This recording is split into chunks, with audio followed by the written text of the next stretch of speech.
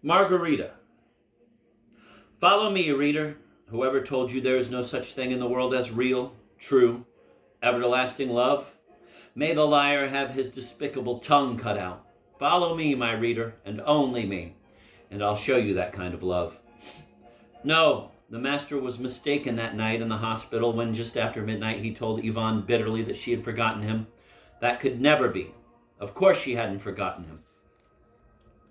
First, let me tell you the secret the master didn't want to tell Yvonne. His beloved's name was Margarita Nikolaevna. Everything the master said about her to the poor poet was absolutely true. His description of his beloved was accurate. She was beautiful and intelligent. And one more thing, it can be said with assurance that many women would have given anything to trade places with Margarita Nikolaevna. The childless 30-year-old Margarita was married to an outstanding specialist who had made an extremely important discovery of national significance. Her husband was young, handsome, kind, honest, and adored his wife.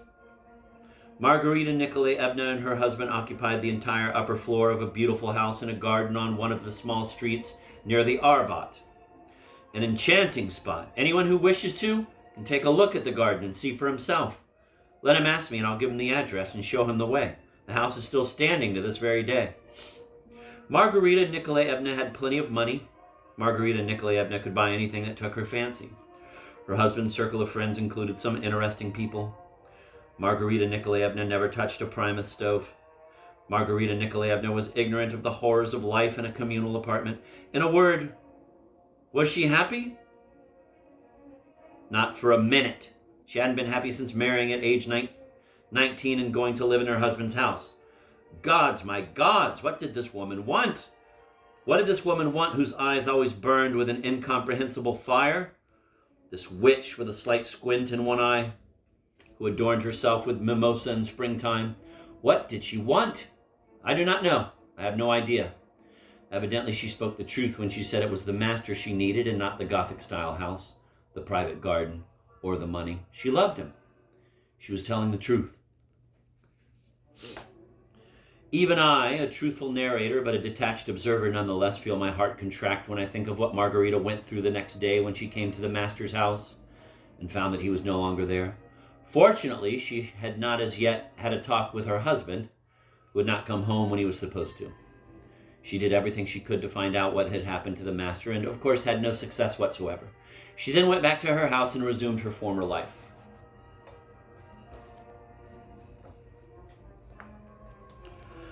But as soon as the dirty snow disappeared from the sidewalks and pavements, as soon as the damp, restless wind of spring tugged at the fortochka, Margarita Nikolaevna began to feel even more miserable than she had during the winter. She often cried in secret, long and bitter tears. She didn't know whether the man she loved was alive or dead, and as the despairing days passed, the thought came to her more and more, especially at twilight, that she was tied to a dead man. She should either forget him or die herself. It was really impossible to go on with the life she was living. Impossible. Forget him no matter what it cost. Forget him. But he could not be forgotten. That was the trouble.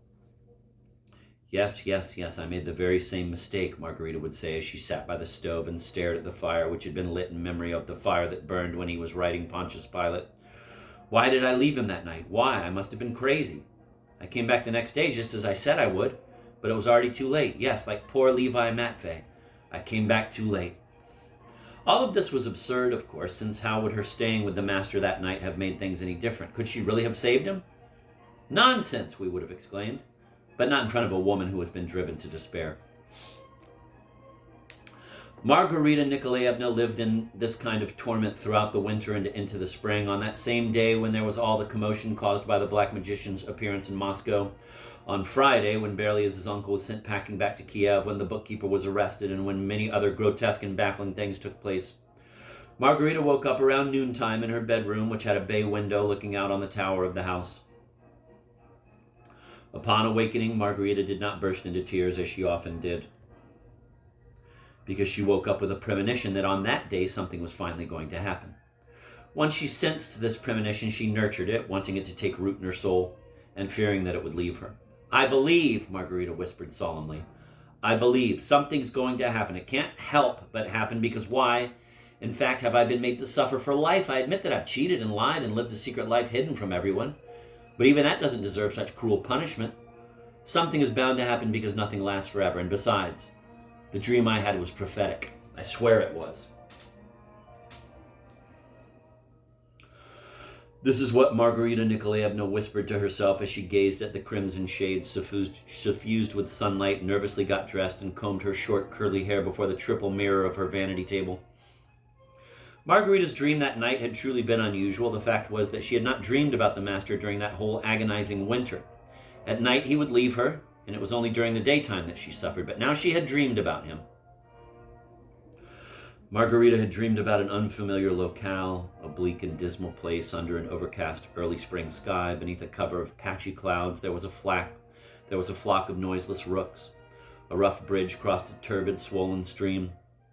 Dismal, scrubby, half-bare trees along a lone aspen, and beyond that, amidst trees and past a vegetable garden, was a log hut that could have been an outside kitchen, a bathhouse, or the devil knows what. The whole setting was so dead and dismal that it made you want to hang yourself on the aspen by the bridge. Not a breath of wind, not a cloud moving, not a living soul, a hellish place for a living being. And then imagine the door of the log hut opened, and there he was, quite far away but clearly visible. He looked tattered, and you couldn't tell what he was wearing. His hair was disheveled, he was unshaven, his eyes looked pained and anxious. He was beckoning to her with his hand, calling to her.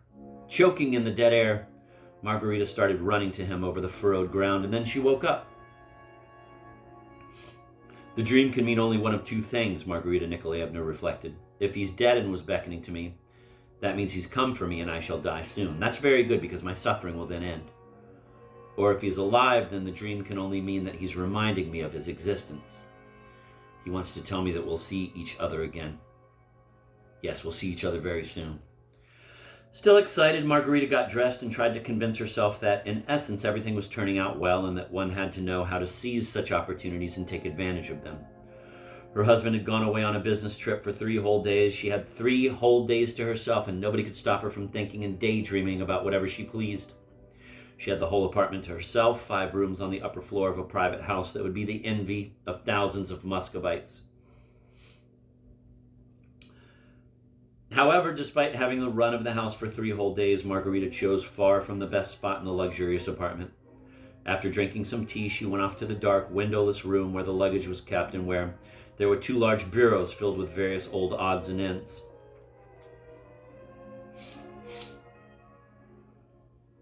She squatted down in front of the first bureau and opened the bottom drawer. From beneath a pile of silk scraps, she took out the one possession she valued most in life. An old brown leather album which contained a photograph of the master, a savings book with 10,000 deposited in his name, dried rose petals pressed in tissue paper, and part of a typewritten manuscript that was singed at the bottom.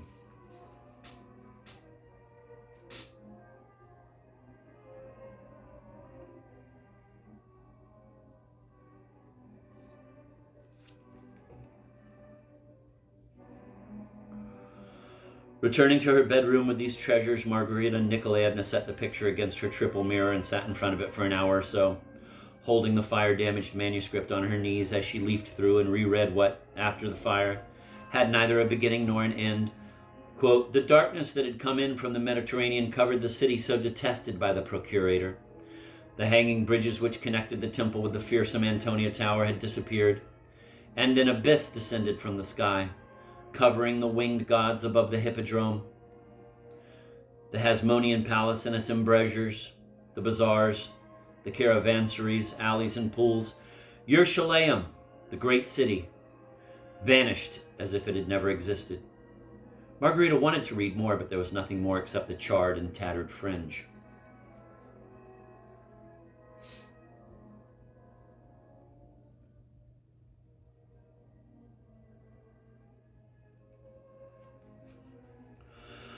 Wiping away her tears, Margarita Nikolaevna put down the manuscript and leaned her elbows on the vanity table. She sat there in front of the mirror for a long time, not taking her eyes off the master's picture.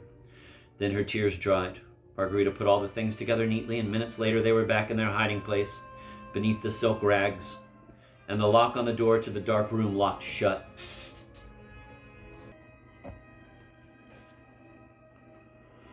Margarita Nikolaevna was putting her coat on in the front hall, getting ready to go out for a walk. The beautiful Natasha, her maid, asked her what she wanted for dinner, and when she said she didn't care, for amusement, Natasha began a casual conversation with her mistress and started relating God knows what. Something about a magician at the theater yesterday who had performed astounding tricks, handing out free bottles of imported perfume and stockings. And then how after the show, when everyone was out on the street, abracadabra, they were all naked.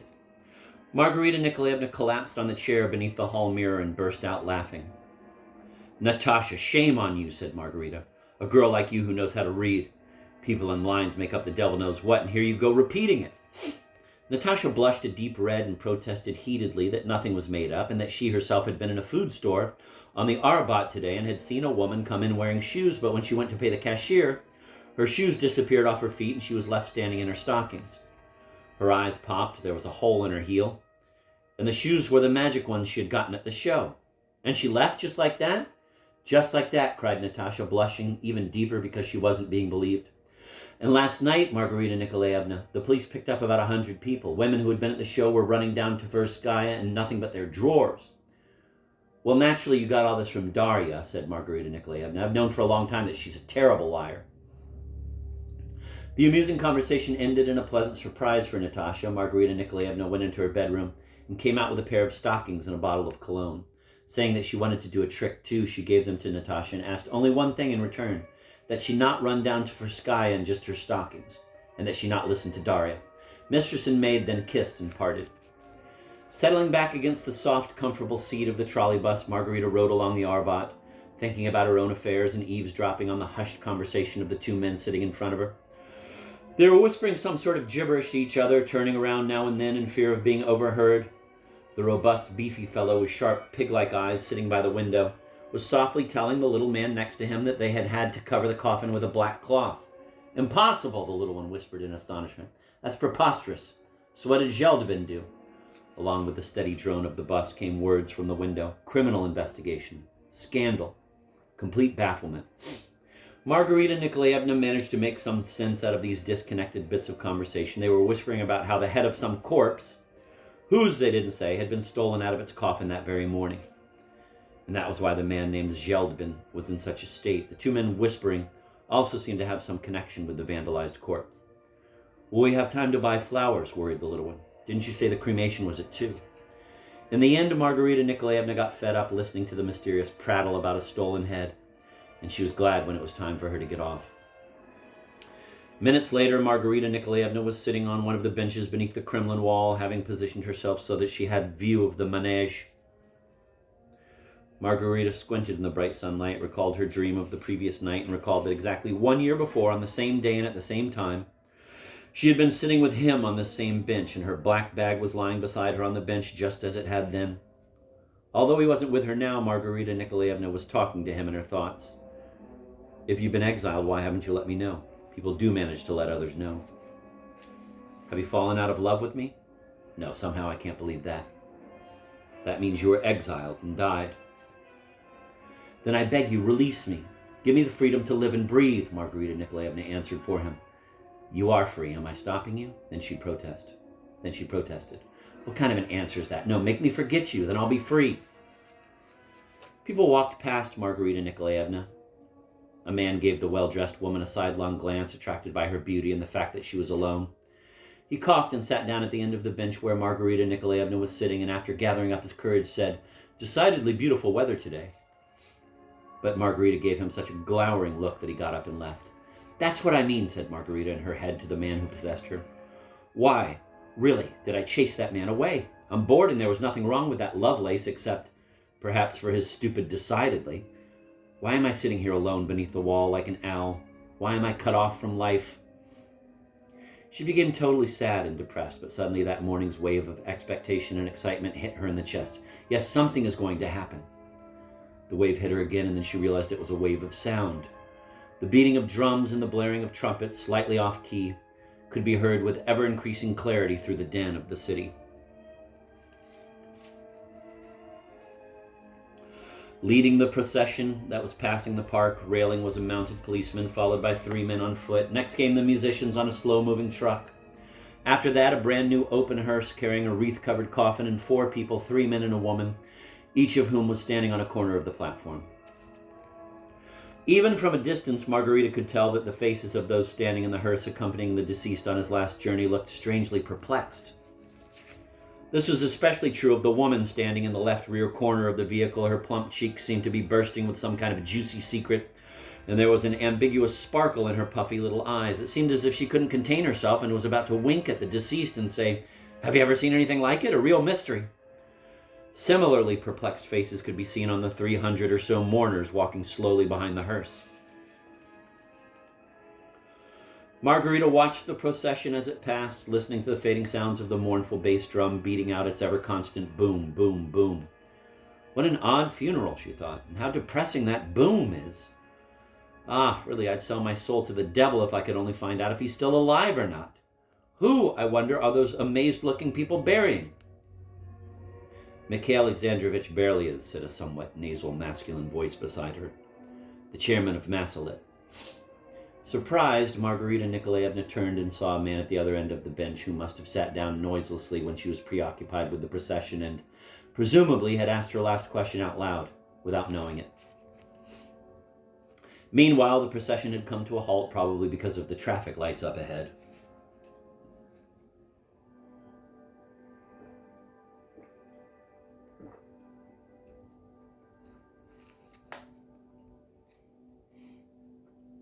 Yes, the stranger continued, their mood is amazing. They're taking someone to be buried, and all they can think about is what happened to his head. What head? Asked Margarita, peering at her unexpected neighbor, who turned out to be a short man with fiery red hair and a fang, who was wearing a starched shirt, a fine striped suit, patent leather shoes, and a bowler hat. His tie was flashy, but the most astonishing thing of all was that sticking out of his breast pocket, where most men carry a handkerchief or a pen, there was a well-gnawed chicken bone. Well, you see, the redhead explained, this morning at Griboyedev, the dead man's head was removed from his coffin. But how can that be? Margarita asked involuntarily, recalling the whispers she had overheard on the bus. The devil knows how, the redhead replied casually. But if you ask me, it might be worth asking Behemoth about that. A terribly clever theft it was, too. Caused an unbelievable scandal. And what's more, no one knows who would need the head or why. However preoccupied Margarita Nikolaevna was with her own concerns, she was nonetheless struck by the stranger's bizarre chatter. But wait a minute, she blurted out. Which Berlioz? Was it the one in today's paper who... Precisely so, precisely so. So, does that mean that the mourners are writers? Asked Margarita, suddenly baring her teeth. Yes, naturally. And do you know who they are by sight? Every last one, replied the redhead. Tell me, said Margarita, her voice becoming hollow. Is the critic Latunsky among them by any chance? How could he not be? Answered the redhead. There he is over there, fourth row from the end. The blonde one? Asked Margarita, squinting. Ash blonde, see? He's got his eyes raised up to heaven. The one who looks like a Catholic priest? That's him. Studying Latunsky, Margarita asked no more questions. And you, I can see, said the redhead, smiling, hate this Latunsky. I also hate a few others, answered Margarita through her teeth, but it's not worth talking about. By now, the procession had moved on. A line of mostly empty cars stretched out behind the marchers. If you say so, Margarita Nikolaevna. Margarita was astounded. Do you know me? In place of an answer, the redhead swept the bowler off his head and held it in his outstretched hand. Looks like a real thug, thought Margarita, examining her sidewalk interlocutor. But I don't know you, said Margarita dryly. How could you know me? But I've been sent to see you regarding a certain small matter. Margarita turned pale and recoiled. You should have said that right away, she began, instead of spouting the devil knows what about a severed head. Have you come to arrest me? Not at all, exclaimed the redhead. What is this? As soon as you start talking, they think you're going to arrest them. I simply have some business to discuss with you. I don't understand at all. What business?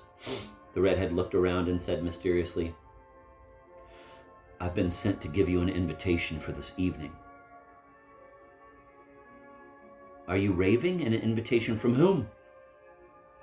A certain distinguished foreigner, said the redhead, narrowing his eyes meaningfully. Margarita got furious. A new breed has appeared. Street pimps, she said, getting up to leave.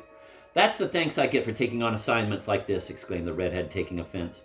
And as Margarita turned to leave, he growled after her. Fool! Scoundrel, she retorted. And as she turned, She heard the redhead's voice behind her. The darkness that had come in from the Mediterranean covered the city so detested by the procurator. The hanging bridges which connected the temple with the fearsome Antonia Tower had disappeared. Yerushalayim, the great city, vanished as if it had never existed. And you can vanish too, along with your charred manuscript and your dried rose. Sit here on the bench alone and beg him to set you free so you can breathe and be allowed to forget him. Margarita's face blanched, and she turned back to the bench. The redhead looked at her with tightly narrowed eyes. I don't understand any of this, said Margarita Nikolaevna softly. You could have found out about the burnt pages, broken into my house and spied on me. Did you pay off Natasha? Is that it? But how could you know my thoughts? She wrinkled her brow, looking agonized, and added, Tell me, who are you? What department are you from? What a bore this is, grumbled the redhead and said in a louder voice. Excuse me, but I already told you I'm not from any department. Please sit down. Margarita obeyed without a fuss.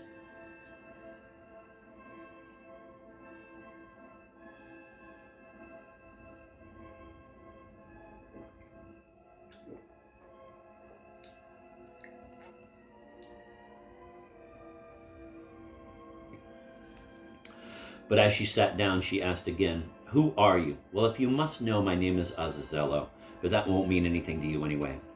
But won't you tell me how you knew about those pages and about my thoughts? No, I won't, was Azazello's dry reply. But do you know anything about him? Whispered Margarita imploringly. Well, let's say I do. I beg you, just tell me one thing. Is he alive? Don't torment me. Yes, he's alive, Azazello replied unwillingly. My God. Please, no fits and no screams, said Azazello with a frown. I'm sorry, forgive me, mumbled the now compliant Margarita.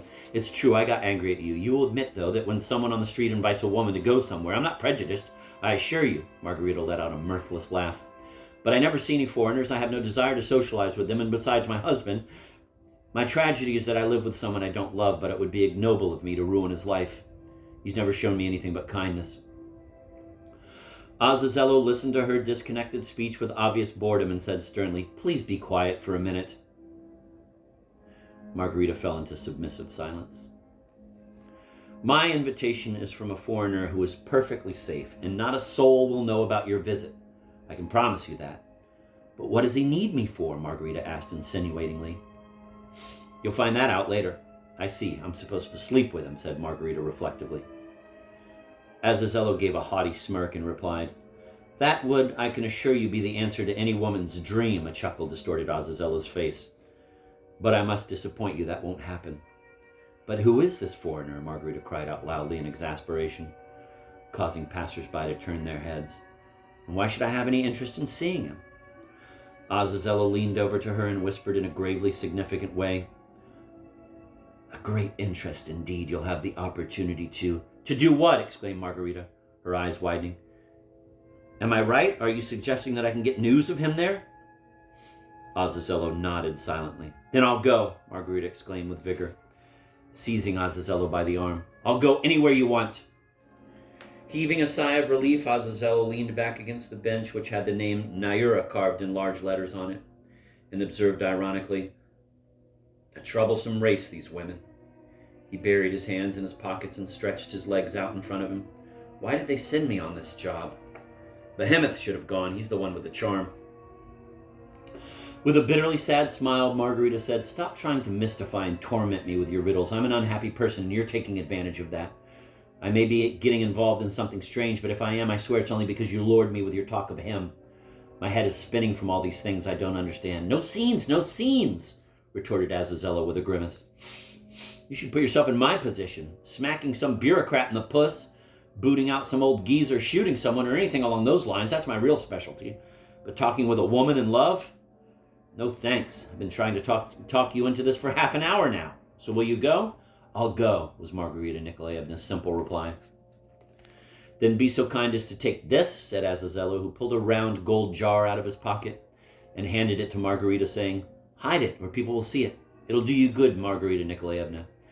Your grief has really aged you in the past 6 months. Margarita flared up but said nothing, and Azazello continued, Tonight, at exactly 9:30, be so kind as to take off your clothes and spread this ointment over your face and your whole body. Then you can do as you like, but don't leave the phone. I'll call you at 10 and tell you everything you need to know. You don't have to worry about anything. You'll be taken where you have to go and you won't be caused any upset. Understood? After a short silence, Margarita replied, understood. This thing is pure gold, I can tell by the weight. Well, what of it? I know perfectly well that I'm being bribed and lured into some shady business for which I'll have to pay a high price. What is this? Said Azazello, practically hissing. Are you starting in again? No, wait. Give me back the cream. Margarita clutched the jar tighter and continued. No, wait. I know what I'm getting myself in for, but I'll do anything for his sake because there's no hope left for me in this world. But if you destroy me, you'll be sorry. Yes, you will, because I'll be dying for love. And pounding her chest, Margarita gazed at the sun. Give it back, Azazello yelled angrily. Give it back into hell with everything. Let them send Behemoth. Oh no, exclaimed Margarita to the astonishment of passers-by. I agree to everything. I agree to play out this whole comedy with the cream. I agree to go to the devil and back. I won't give it back. Bah! Azazello howled suddenly. His eyes bulging, he began pointing at something over toward the park railing. Margarita turned to where Azazello was pointing, but didn't notice anything in particular. Then she turned back to him, expecting an explanation for that absurd bah, but there was no one there to provide it. Margarita, Nikolaevna's mysterious interlocutor, had vanished. Margarita quickly thrust her hand into her bag where, prior to Azazello's howl, she had hidden the jar, and assured herself that it was still there. Then, without further reflection, she ran hurriedly out of Alexandrovsky Park.